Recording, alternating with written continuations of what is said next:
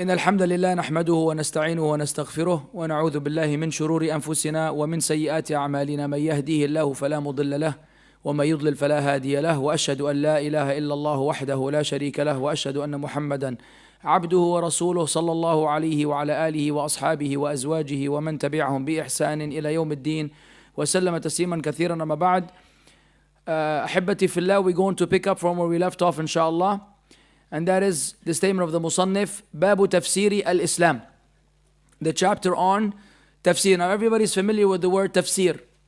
There's an easy English equivalent and there's an advanced English equivalent. So usually when you say tafsir, what does it mean? Explanation. That's the easy one. What's the difficult one? Yeah. I remember the first time I heard it, I was like, Jesus, what does Jesus have to do with this? Why is there an exegesis in tafsir? But just for the record, in case you ever hear someone saying the exegesis of the Quran, don't think what I thought, why we're discussing Jesus when we're speaking about tafsir. But it is an actual word. Does anyone know the spelling? E-X, E, G, G-Han-G. No? طيب. We don't have to know the spelling, as long as just you're familiar with the pronunciation. وقول الله تعالى فإن حاجوك فقل أسلمت وجهي لله ومن اتبعن. Surah Al-Imran, ayah 20. And the statement of Allah Azza wa Jal, so if they argue with you, if they oppose you, if they resist, then say, I have submitted my face to Allah and those who follow me. وفي الصحيح عن ابن عمر رضي الله عنهما أن رسول الله صلى الله عليه وسلم قال الإسلام أن تشهد أن لا إله إلا الله وأن محمدا رسول الله وتقيم الصلاة وتؤتي الزكاة وتصوم رمضان وتحج البيت الحرام إن استطعت إليه سبيلا. متفق عليه. Of course we know there's more to it. And in the Sahih from Ibn Umar, may Allah be pleased with him, and his father, that the Prophet ﷺ said, Islam is that you bear witness and testify that there is no deity worthy of worship except Allah, and that Muhammad is the messenger of Allah alayhi salatu wassalam, and that you establish the salah, you pay the zakah, and you fast the month of Ramadan, and you perform pilgrimage to the sacred house, if you're able to do so. If you're able to do so. So, if a woman does not have a mahram, can she perform Hajj? Wrong. All of you gave the wrong answer. If a woman doesn't have a mahram, can she perform Hajj? If she lives in Mecca. The need for the mahram is for the travel, not for the Hajj. Yeah? You could do Hajj. A woman can do Umrah and Hajj, and she doesn't need a mahram with her. It's preferred that a man is there to protect. But it is not a prerequisite and a condition for the validity of the act of worship. What she needs the mahram for is traveling to do Umrah or Hajj. And nowadays they come up with, these fatwa of like convenience store fatwa. Oh, like we're 6 women, khalas. 5 equals 1 mahram man.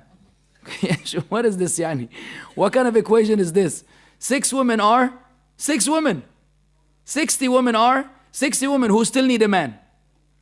Unless she's a wrestler, and even if she were, we still have other issues. No woman is going to be able to play the role of a man.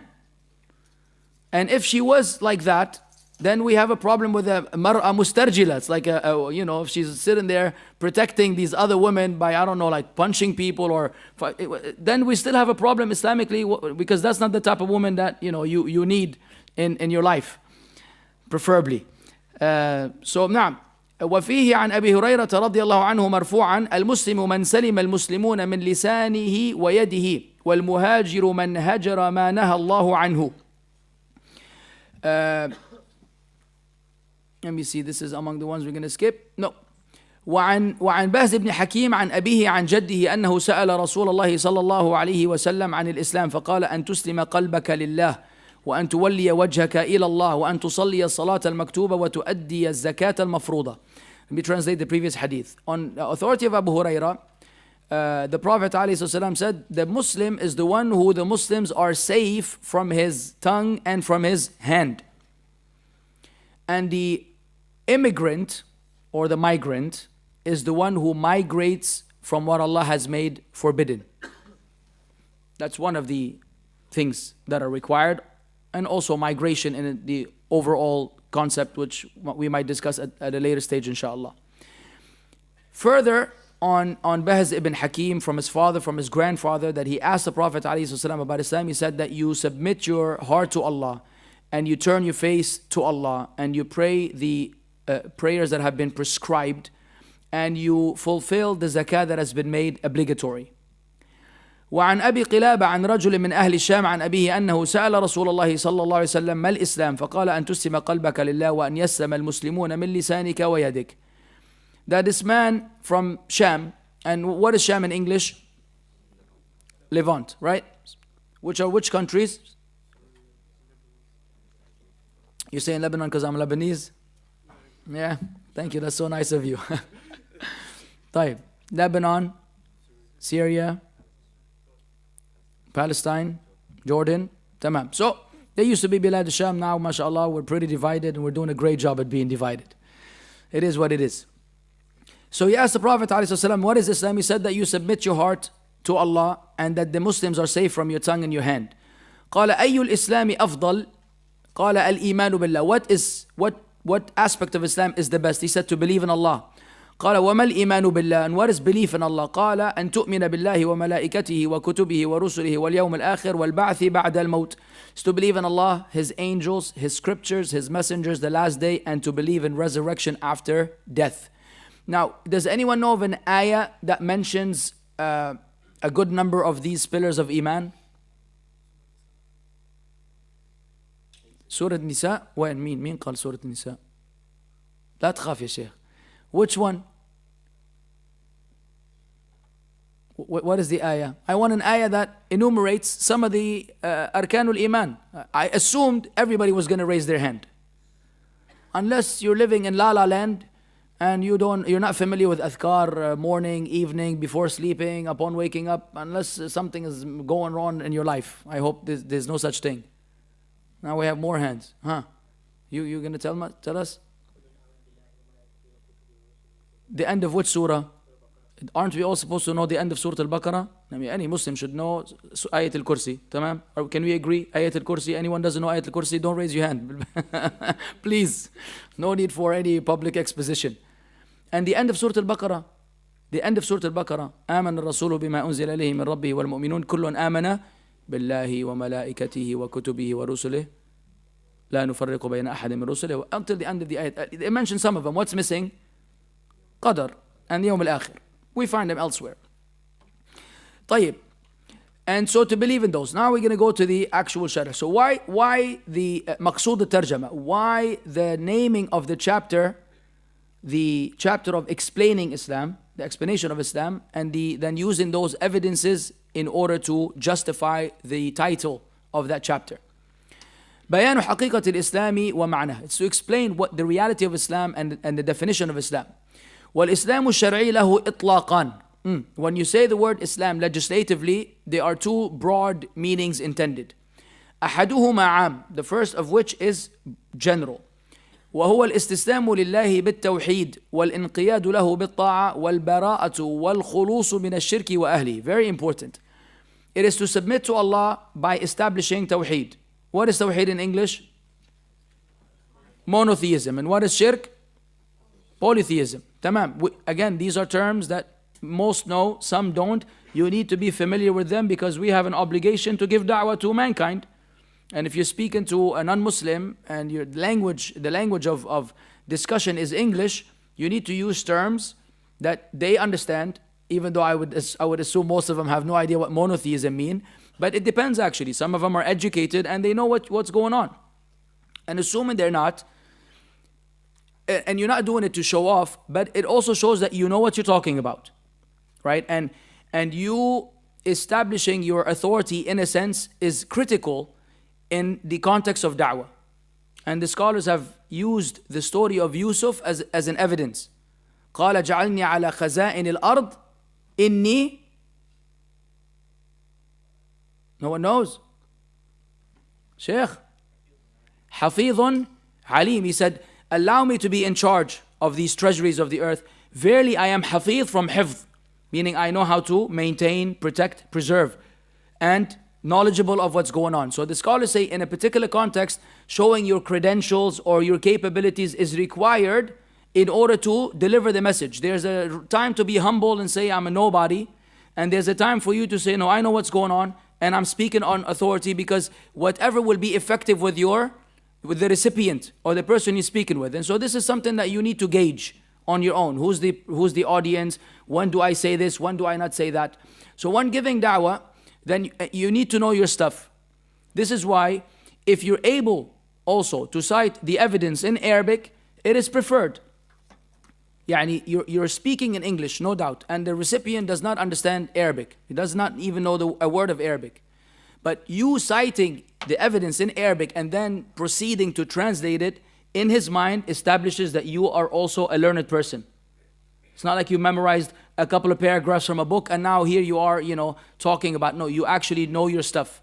And this will again strengthen the da'wah, meaning he feels a sense of trust and that you're a reliable person conveying the message of Islam. So those terms that we cover, I want to make sure that everybody is on the same page of knowing them. Monotheism, polytheism, obviously the pronunciation will differ from one dialect to another, one country to another, no issue.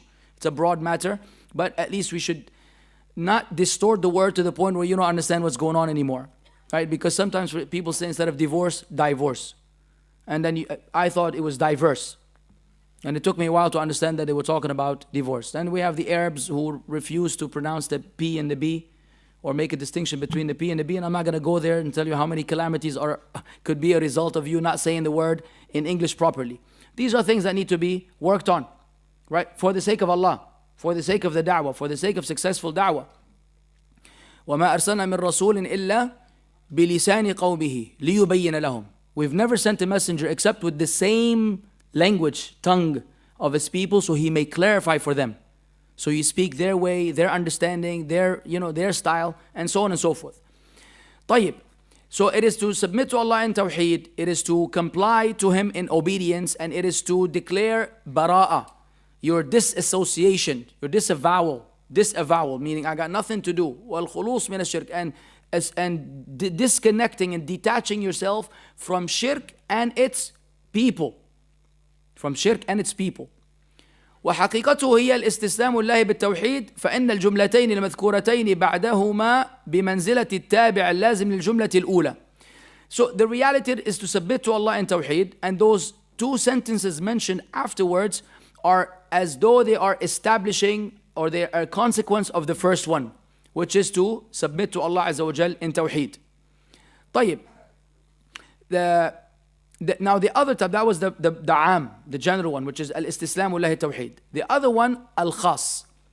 وَلَهُ مَعْنَيَانْ أَيضًا. Now this more specific meaning, and it has also two approaches to it. الأول الدين الذي بعث به محمد صلى الله عليه وسلم. The religion, or the way of life, some people prefer that, which the Prophet عليه الصلاة والسلام was sent forth with. فإنه يسمى إسلاما. We call it actually Islam. ومنه حديث ابن عمر رضي الله عنهما في الصحيحين بني الإسلام على 5 فجعل الإسلام اسما للدين الذي جاء به صلى الله عليه وسلم. And from that is a hadith of Ibn Umar that Islam was built upon 5, and therefore Islam was made to be the name of the religion that the Prophet ﷺ brought. The name of the religion is Islam. So it is Islam conceptually, and it is Islam as a name. Tamam? Because somebody could say, you don't have to call Islam Islam. You can call it something else, but the concept of it is submitting to Allah. That's not enough. It is called Islam, and the concept behind it is submission to Allah. والثاني وحقيقته شرعا استسلام العبد باطنا وظاهرا لله تعبدا له بالشرع المنزل على محمد عليه الصلاة والسلام على مقام المشاهدة أو المراقبة. And the reality of it, legislatively speaking, is to the slave's submission. باطنا is internally, ظاهرا is externally, or that which is hidden, that which is apparent, to Allah Azza wa Jal, and submitting to Him by complying with the legislation that has been sent down upon the Prophet alayhi salatu wasalam. So complying with the legislation, meaning the Shari'ah is encompassing of every matter that you need. Every matter of life, the Sharia has something to discuss about. Even in the matters of the dunya, we have certain principles in Islam that allow us to understand how to deal with those worldly matters. What happens nowadays in many Muslim places and Muslim homes is that we have this selective approach to Sharia. Meaning we apply the part of the Sharia that is practical, convenient, and easy to deal with, and the aspects of Sharia that we find to be burdensome and difficult, a lot of Muslims say, nah, it's okay. That's for the righteous people. I'm a corrupt person. I'm good with whatever else they have. Yeah, some women, when divorce matters come into play, she basically removes Islam from her life and she sets it on the side. And she says, I'm going to be a pure secular woman right now. What does the law of the country give me? Half? Hat. Ya Hajj. Hello. My car, my home, my property, my stuff. Imagine this outstanding law where the woman suddenly takes half of the stuff. So suddenly the Islam is now marginalized, and let's see what's more practical for us. And the men are not, they're not free from that either, right? So if you really want to submit to Allah, then in any given situation, you have to find out what does Islam teach about this? What does the Sharia say about this? And so we can implement the Sharia in our lives first, before the Sharia is implemented on the larger scale. Because what happens is, in countries where we call for Sharia, right, and we want the Sharia to be implemented fully, which is a very valid demand and request, you'll be surprised though if that were to be the case, that many Muslims would be the first to object. You understand? Are all Muslims now cool with being stoned, executing the killer, chopping the hand of the thief? Haha. If you will go to many Muslim cultures and communities right now, they're going to say, what? No, you know what? It's okay. Who is in charge? Keep him. They don't want. They're not ready. Some will revolt because Sharia is being implemented. So it takes training for the Muslims, in our own communities, in our own homes, to be familiar with the Sharia. So if Allah puts us in a position where it's being implemented, you are receptive. You are receptive. Just like when the Sahabah used to drink alcohol. It took many years for the alcohol prohibition to be legislated. It's actually towards the end of the life of the Prophet ﷺ. But what has happened was that the Iman of the Sahaba had reached such a level and state that when the ayah was revealed, فَهَلْ أَنْتُمْ مُنْتَهُونَ, and literally the Sahabi had the ka's and the khamr in a cup. Then, and the ayah was revealed, and obviously people started delivering it to their respective tribes and what have you. I think anyone even with Iman, say, I guess that's the last one. Okay, that was the last one. Khalas, it's in my hand. Just like when you're fasting and when you hear this, the adhan, according to some of the scholars, you can continue whatever you have in your hand. They could have taken the last sip and said, or tomorrow will be, khalas, today is the last day, tomorrow I repent. They did not even drink what was in the cup. And as you know, the Medina had rivers. There were rivers of khamr flowing in Medina because everybody broke their jars and whatever they had. This is the Iman of the Sahaba. The full submission to Allah subhanahu wa ta'ala. Same thing about the women Sahabiyat when the ayah of the hijab was revealed. They immediately ripped some of the garment, chopped or took out part of the garment, because they used to wear multiple layers from those, and they used it to cover their heads and faces, and they made it into a khimar.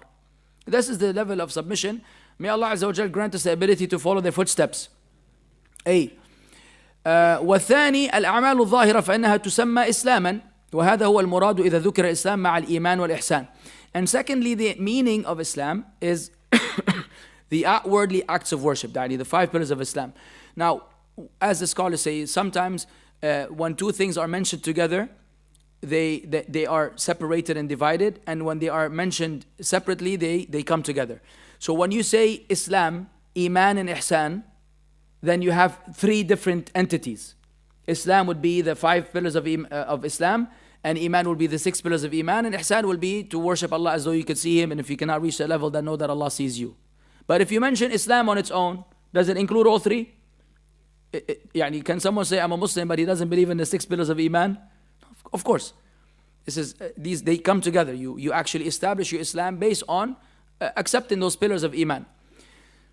واستدل المصنف بالآيات الدالة على المعنى العام للإسلام على معناه الخاص لأنه فرد من الأفراد المندرجة فيه.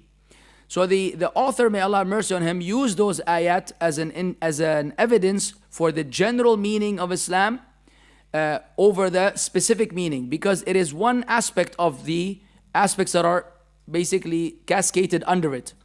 فالإسلام الذي هو دين الرسول صلى الله عليه وسلم هو من جملة الاستسلام لله بالتوحيد.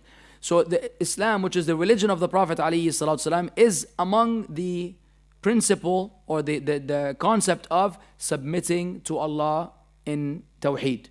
Notice the emphasis on tawhid again and again, and you should hear this every time you're learning. We should always link every single aspect of Islam to tawhid, because with tawhid you're able to submit. Without proper tawhid, you will reject.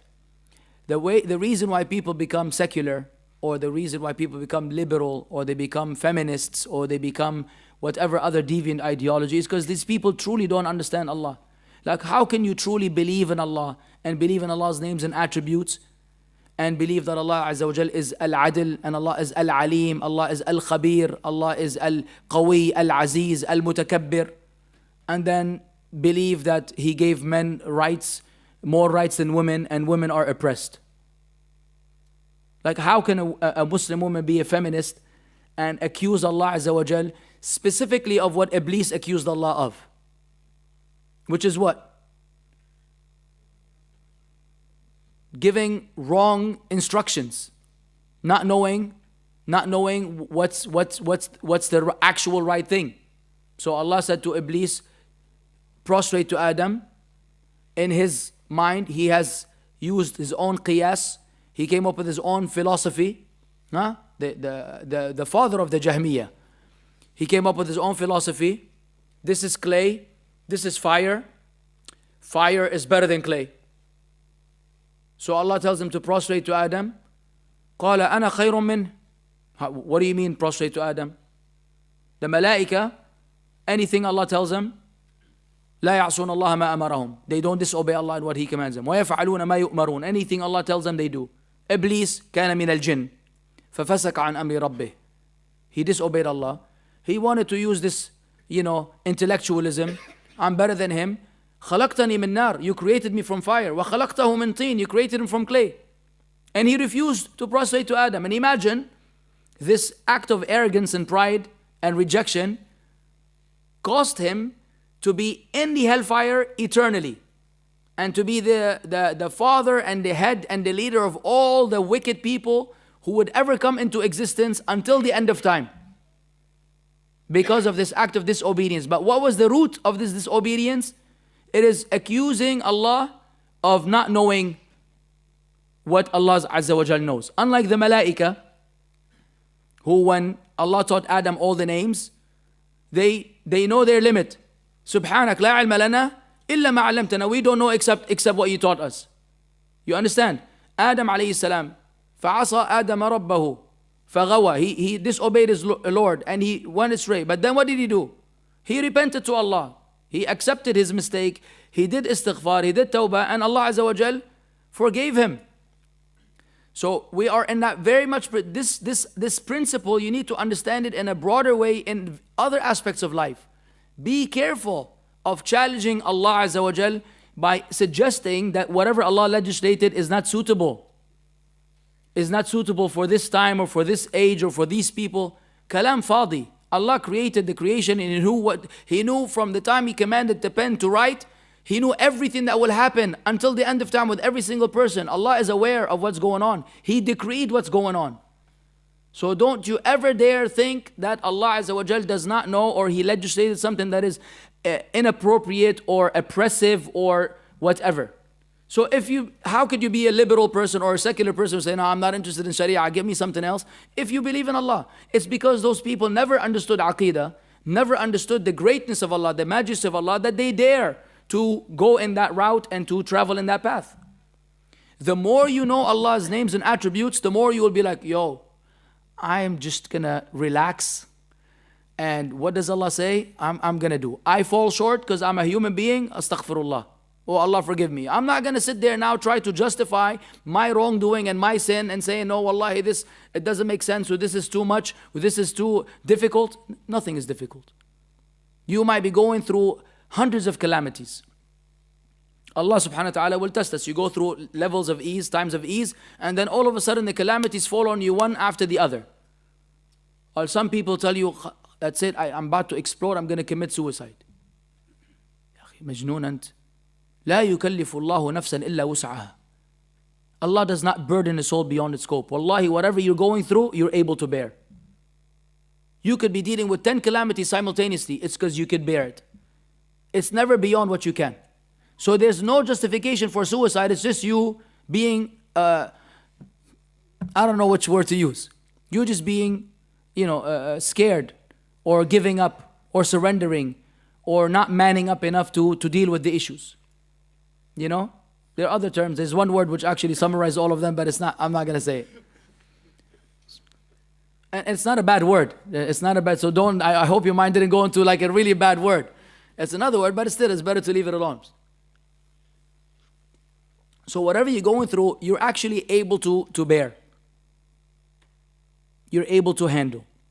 And Allah Azza wa Jal, after He tests you with these, He will bring about ease. It's never just hardship upon hardship upon hardship. فَإِنَّ مَعَ الْعُسْرِ يُسْرًا إِنَّ مَعَ الْعُسْرِ يُسْرًا. Eventually the yusr will come. And two yusr can never beat al-usr. Because there's one with the definite article, alif lam, and one without. As it is explained, you will always be able to overcome them. So you are patient. This is the simplicity of Islam. Anything Allah legislated, I'm going to say sami'na wa ata'na. I listen and obey. I fall short, I accuse myself of my own weakness, and then I repent to Allah and try to be a better Muslim. At no point should there be a discussion about whether this is suitable for the people or not, this is right or not, is this the right way to give da'wah or not, do we modify, do we change, do we come up with new things, to the point that we're abandoning the way of the righteous predecessors. You will never be successful. You will never be successful, not in the ultimate sense. طيب. So now we're going to address the actual adilla. So الدليل الأول قوله تعالى فإن حاجوك فقل أسلمت وجهي لله. ودلالته على مقصود الترجمة في قول أسلمت وجهي لله فحقيقة إسلام الوجه هو استسلام العبد لله بالتوحيد. وهذا هو تفسير الإسلام بمعناه العام كما تقدم. So first, we're re-establishing the idea of submitting your face to Allah means submitting to Allah alone in establishing His oneness and uniqueness and His right to be worshipped alone. So when we say tawhid, we are obviously including tawhid al-rububiyyah, which is what? Lordship, which is what? What are the main three attributes of Allah that constitute rububiyyah? There are many, but the scholars focus on three of them. Al-Khaliq, creation. Al-Malik, which is the owner or the sovereign. Another word is the sovereign. At-Tadbir, arranging the affairs of the creation. Tamam? طيب, that's rububiyyah. Uluhiyyah. It's tricky. We could use worship, and it's valid because it's also ibadah. But what's the other one? Al-Wahid. طيب, but I am looking for the English now, ya Sheikh. Divinity. طيب, divinity, worship. Who else? تفضل. Actions under uluhiyyah. That's a tricky one. So worship. طيب. Singling out Allah in worship. So we're good on these. So can we say that Tawheed al-Uluhiyyah is the Tawheed of Allah's divinity, right? Or Allah's right to be worshipped alone, and things of this matter. And the last one, which is where we have all kinds of drama in the Muslim world, is what? What is that? What exactly? Where's the issue with the Asma and Sifat? Where's our issue? Why are the Muslims divided on Asma and Sifat? We're going to go for the young man again, give him a chance.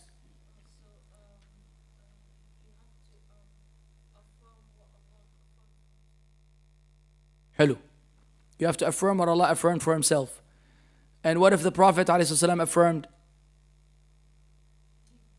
Huh? You believe it also? So can we say whatever Allah affirmed for Himself and whatever the Prophet affirmed for Allah? Sah? Hey. Without? طيب. Without asking how? Or what's the English equivalent for asking how? What's the word that they use nowadays? It begins with the letter M. Huh? Modality. Tamam? Modality. Obviously you could say without the howness. I looked it up.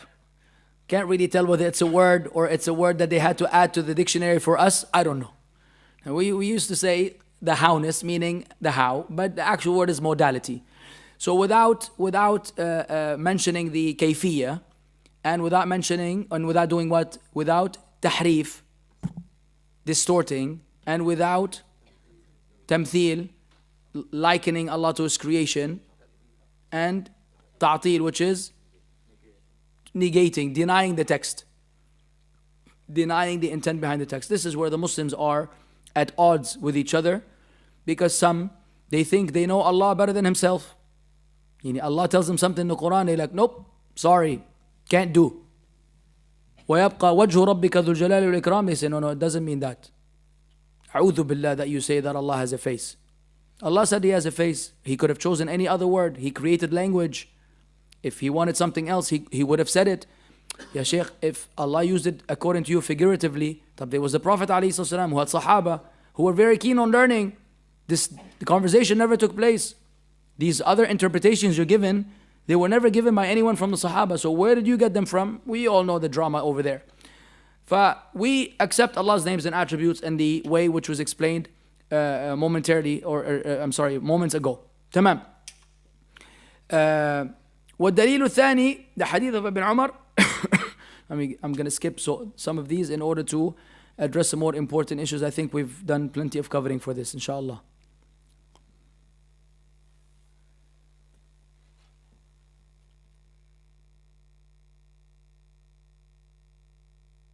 Here the Shaykh discusses some of the matters of the hadith. Of course, I don't know if you guys, I believe what I saw, the PDF you have is not the one for that. I think you have the PDF for Fadl al-Quran. صح ولا فضل الإسلام? You have the matan though. You don't have the sharh. تمام.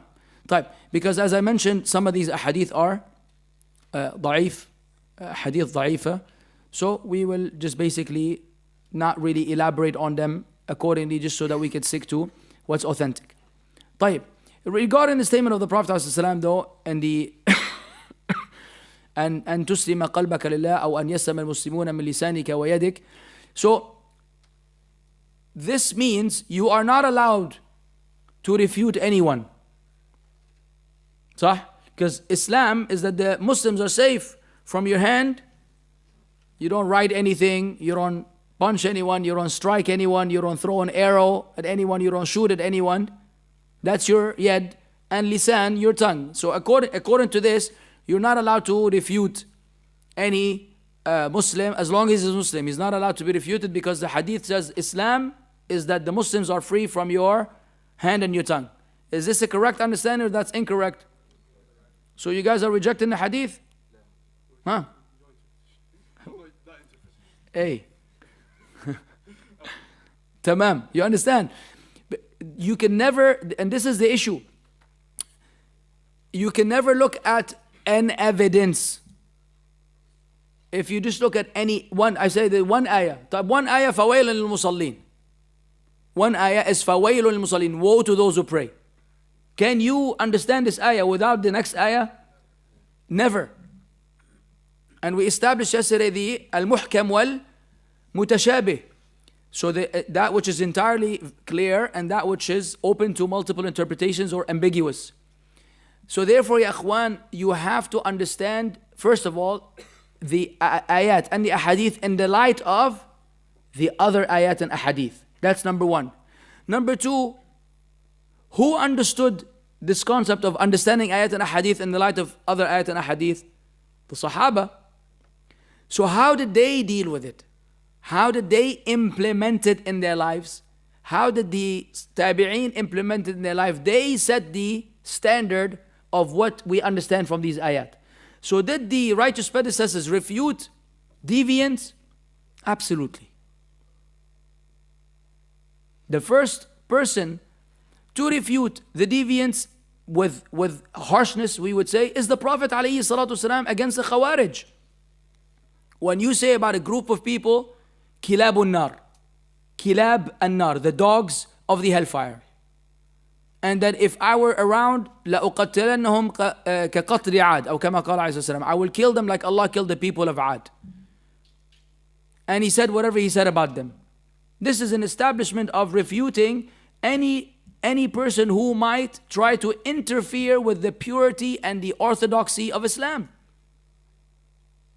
Anyone who tries to interfere with that, it's an obligation to actually call out the deviants and on occasions the deviant.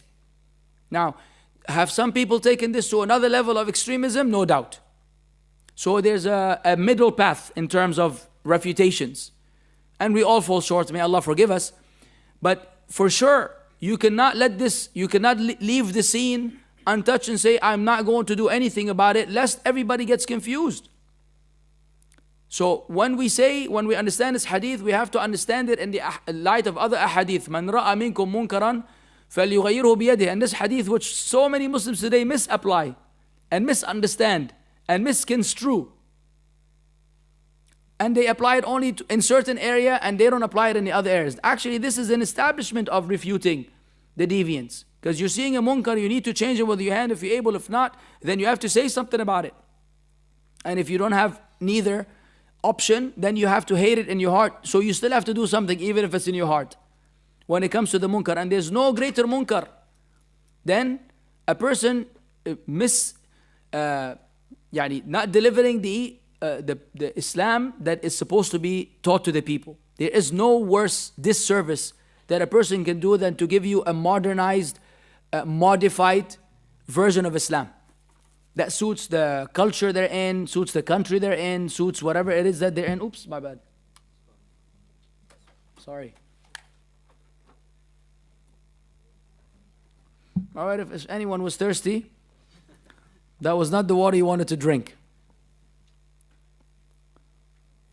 Did I spill it on the brother? No, just a rug. Alhamdulillah, the microphone survived. I think I need a tissue for the microphone. No, the microphone. This one. I heard these microphones are only 2 pounds, right?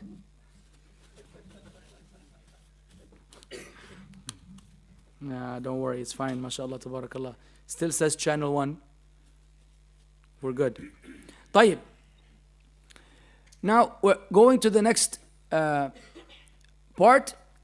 باب قول الله تعالى ومن يبتغي غير الإسلام دينا فلن يقبل منه. Again, this is for second time we reference this particular ayah in Surah Al-Imran, ayah number 58 or 85 عفوا. Also, عن أبي, this hadith is ضعيف, I'm going to skip it. We're going to mention the hadith of Aisha which someone should recite. What is the hadith of Aisha regarding bid'ah? Somebody needs to tell me the hadith from the beginning till the end with the 2 variant wordings. تفضل. حلو. Jazakallahu khairan. So we said there are 2 wordings of this particular hadith. Whoever introduces anything into this affair of ours will have it rejected. Whoever does anything that is not in line with this affair of ours will also have it rejected. So this is a principle in Islam, and this hadith obviously is found in a number of books of hadith. It's in Bukhari, Muslim, Musnad Imam Ahmad and others. Type, what is the intent of all this from this cup of water?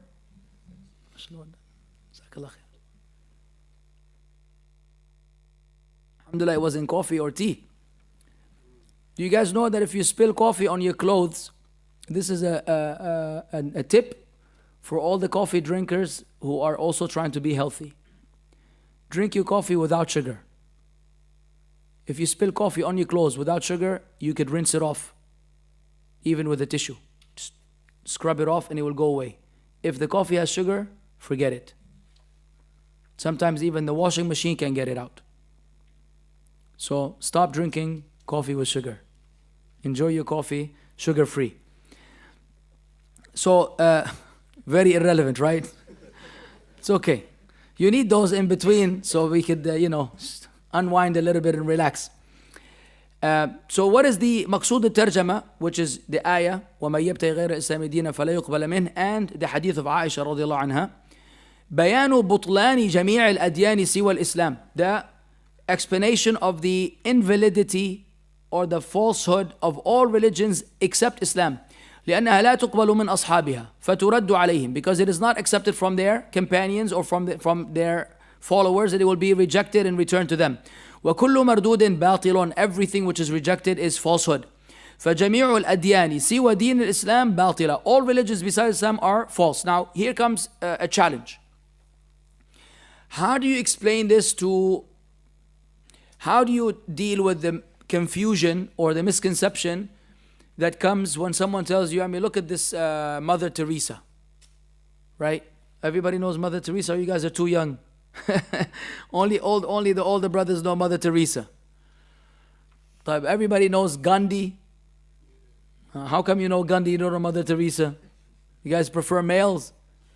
Good. These individuals or characters like this who come along every now and then, who are praised for their humanitarian philanthropy, people that are altruists and people that sacrificed everything for blah blah, and they say, how can a person that good, that helped the needy and fed the miskin and did all this, you're going to tell me that according to your religion they're going straight to hell, they will roast in hell forever, and everything that they did will be of no good? It's a little baffling for them. You have an answer for that? طيب هات.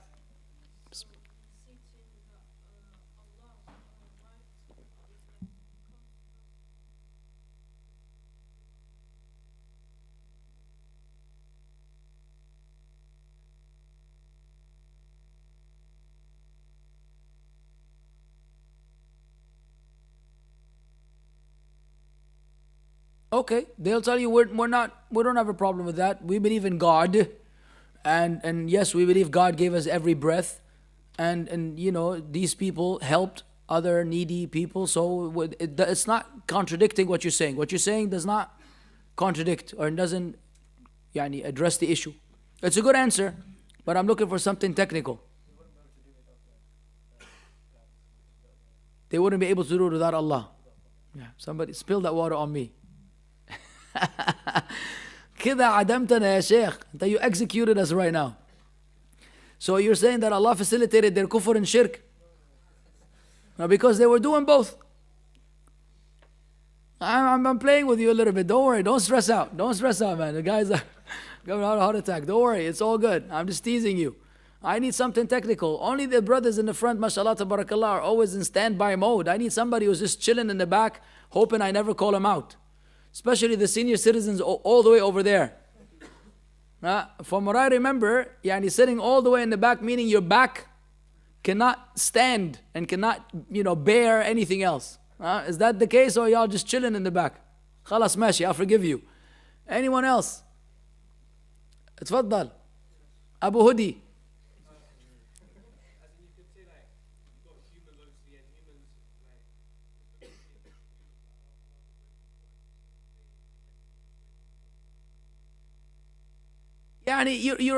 You're flirting with the answer, but it's such a brief answer that I need something composed. تفضل.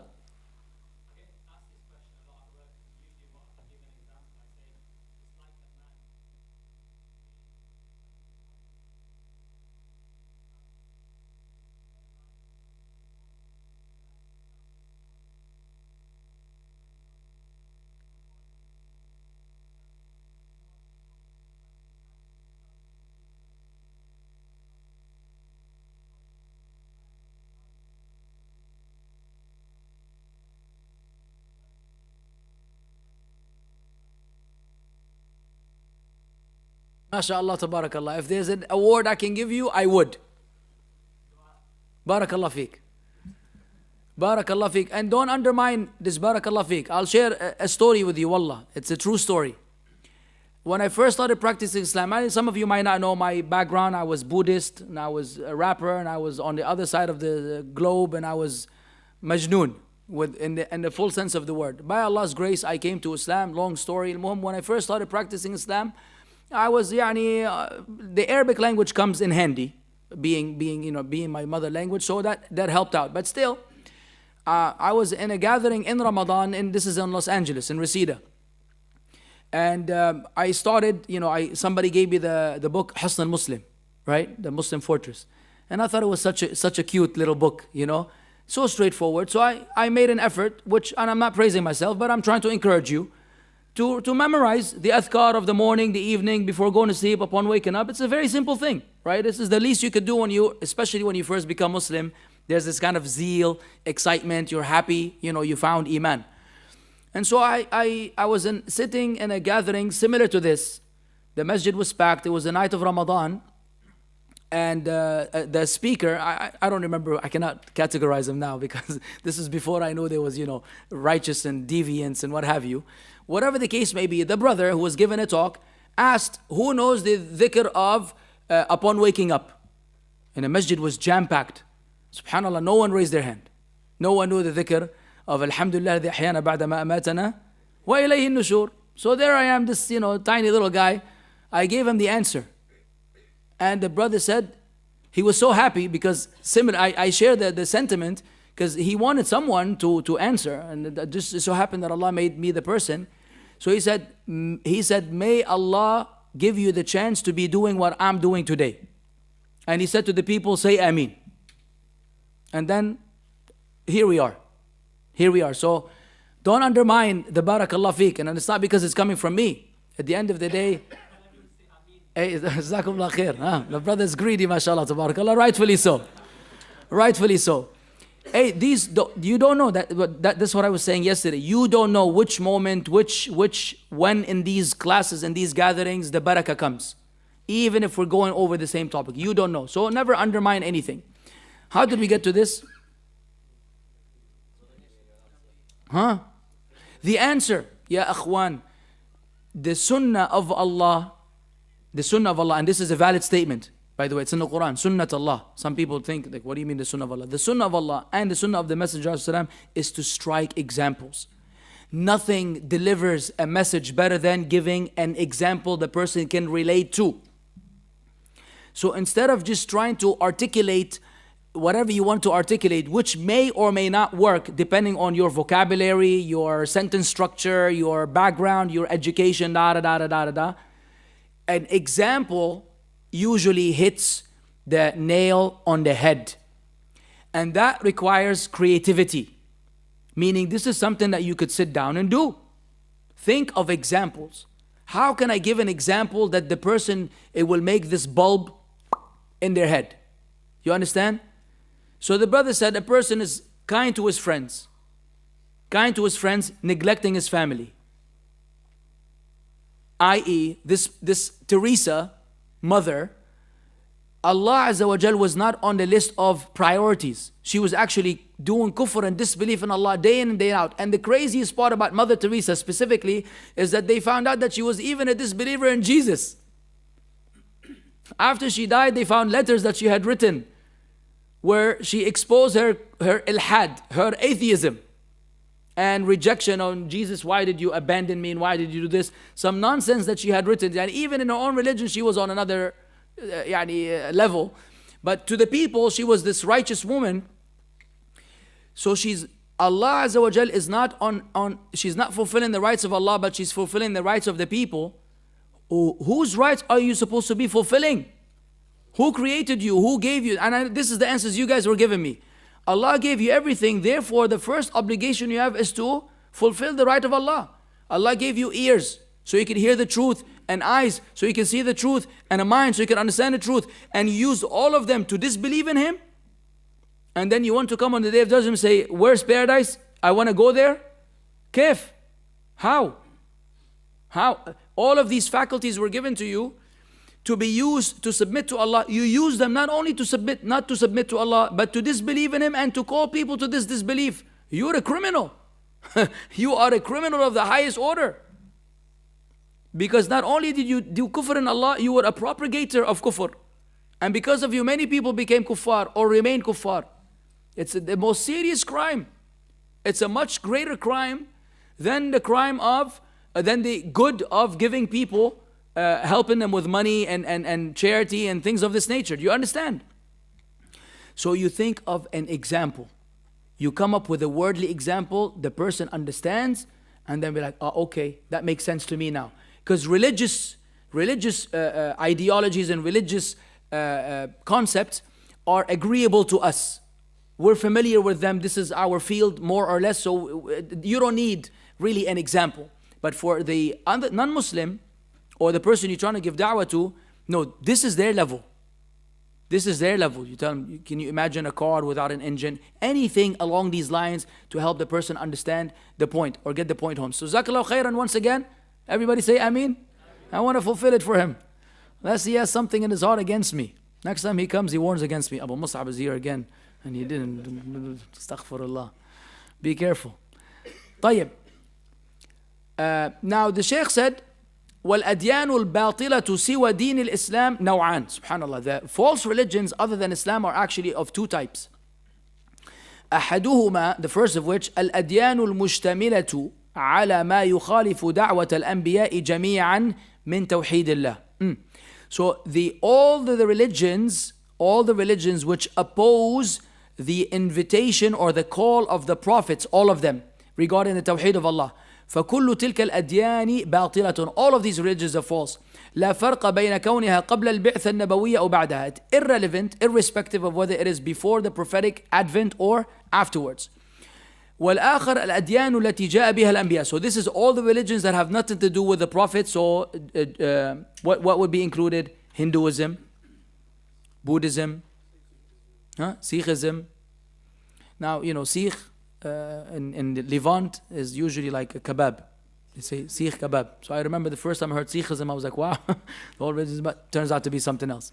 But it's funny how words in one language or they mean something completely different than the other one. And my family is from the Philippines.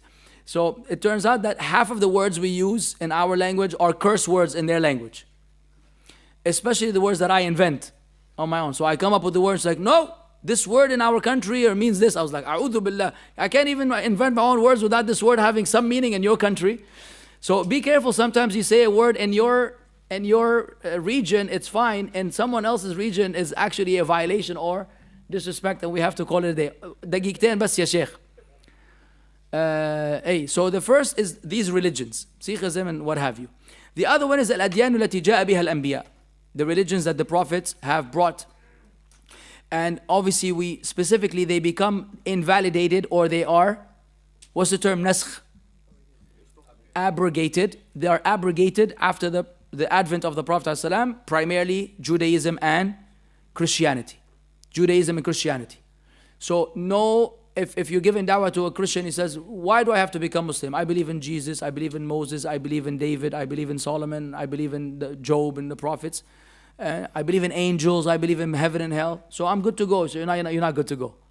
Until you believe in the Prophet Muhammad ﷺ, you're not good to go. What could be an example? And I'll end with this. I'll give you an example. If someone's, I don't understand, why do I have to believe in the Prophet Muhammad? He's Arab from Saudi Arabia, as they would say it nowadays. And I'm a white European. Why in the world do I have to accept an Arab man from the desert and comply with this religion of his? You have an example already? Tfaddal. Ya Sheikh, why America? Allah yahdik. Trying to go to America with an expired passport. That's a good one. Hey, Jazakallah khair. Tayyib, what's another example? I'll give you an example because I don't have time. You're going to have to keep that example for next time, inshallah. If you sign a contract with a company, Zain, and there are 10, what they call them, pillars or articles, they have different names for them, right? And one of them is that your working hours are from 9 to 5. So you comply with all the elements of the contract except that every day you come at 12 and you leave at 4? Do you think the company, when the HR call you in, they say, Captain Abdullah, it looks like we have an issue. So, we don't have an issue. Why? I'm doing 9 of the 10 things. Yeah, but this one you're not doing. It doesn't matter. I'm still doing 9 of the 10.